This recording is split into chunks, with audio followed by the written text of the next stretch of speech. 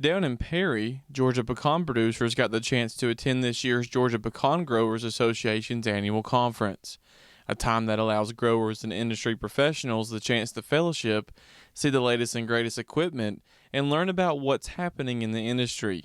All this is extremely important to the grower to be able to gauge what's coming in their next year, especially what's going to happen with their crop. How are prices going to be outside of all the pest pressure and disease pressure and Mother Nature?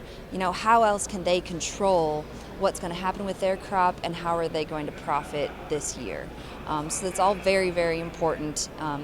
Hitting every angle of their production along the line, from supply chain all the way through, at the national level, what's happening.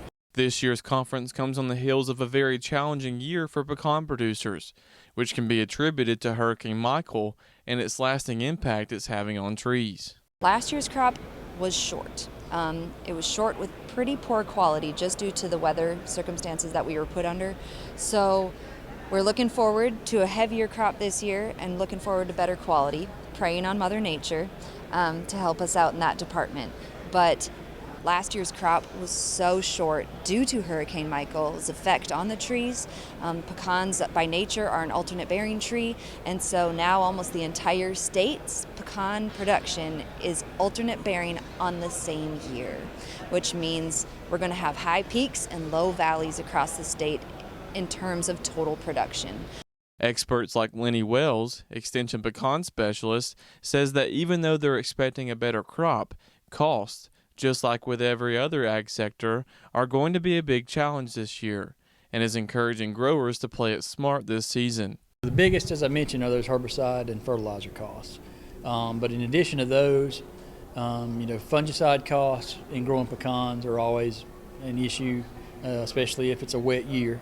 Of course, that rainfall drives the pecan scab disease pressure.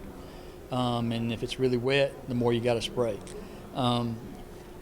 Early in the season, for some varieties, you got a little more leeway to where you can stretch those spray intervals out a little bit. So things like Desirable and Pawnee that are both really scab susceptible, you probably need to stay on a pretty strict schedule on those. But most of our other varieties, you've probably got some leeway in most areas to stretch those intervals out early in the season. However, pecan producers should be optimistic heading into the future. According to McLeod, there are some exciting things on the horizon for Georgia pecans. We've been doing a lot of work in Taiwan and have been very successful there. We're still continuing to grow that relationship. We are hoping that on the forefront we will soon have a great relationship coming with India. Through the National Pecan Federation, we are working really hard with our representatives and the U.S. Trade Representative, Catherine Tai, to make sure that India might be in the cards for Georgia pecans and U.S. pecans in general. Reporting in Perry for the Farm Monitor, I'm John Holcomb.